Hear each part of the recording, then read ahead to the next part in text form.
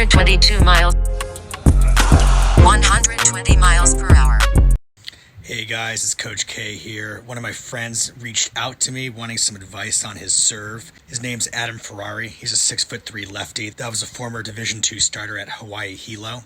Adam feels he's always had a pretty good serve, but that it would go on and off from him from time to time.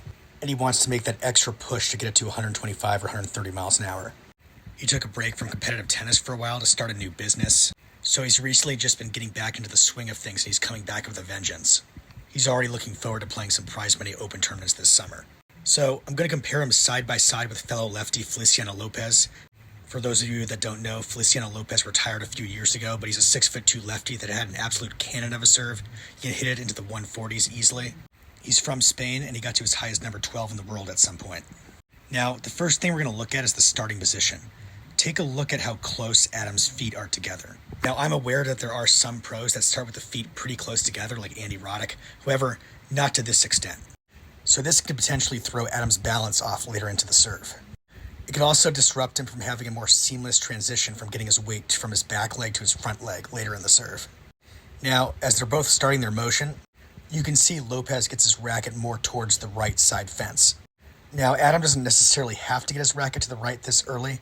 However, it can make it easier to reach that full coil later in the motion. I mean, you'll see guys like Bublik who kind of like to keep that racket towards their dominant side this late in the motion, but you can make a valid argument that it's the harder way to go. Now, here's the main thing that I think is hindering his power. Look at how long Adam is sitting in this knee bend. Now, although this knee bend is pretty impressive, it does make it tough for him to get out of this position because of how long he's sitting in the knee bend for. So that's why his upward explosion doesn't look as explosive as López's, for example, here. Because his upward drive isn't as explosive, you can see it hinders his racket drop just a little bit. But just that little bit of difference can cost you 5-10 miles an hour or so.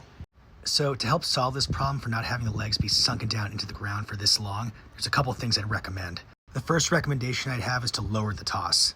Lowering the toss kind of forces you to get in and out of that knee bend quickly. Now, I know there are guys like Zverev who can serve 140 with a high toss, but it is, in my opinion, the harder way to go. And it can only be done if you do a great job not allowing that weight to shift to the front leg too early in the serve motion. The other thing I'd recommend is shifting his weight to his back leg more before he tosses the ball. This will prevent him from shifting his weight on his front leg too early, which will in turn enable him to get out of that knee bend more quickly. He can also experiment with doing a more drastic repositioning of his front foot, like I described in one of my earlier YouTube shorts. That'll make his leg drive more elastic, and it would also prevent him from getting too much weight on that front leg too soon. Now, here you can see why that early narrow stance affects him later in the serve. See how he's falling a little bit to his right at this point in the serve? Adam has mentioned he has balance issues on the serve, and this is largely due to the fact that his base is so narrow at the beginning. So having a little bit of a wider base at the beginning of the serve will definitely help with the balance. He doesn't necessarily need to have a pinpoint or anything like that. I mean, if he wants to transition to it, great, but it's not a necessity. Another thing I hadn't mentioned yet is that I'd recommend that Adam starts with his back foot a little bit more towards the right side fence in the beginning of the motion. This will help him get into the coil more naturally. All right, Adam, I'm looking forward to how you like these tips. I'm curious to hear how they work when you implement them.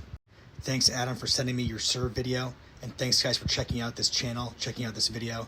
Hope you guys enjoy the new year, and have a good rest of your day.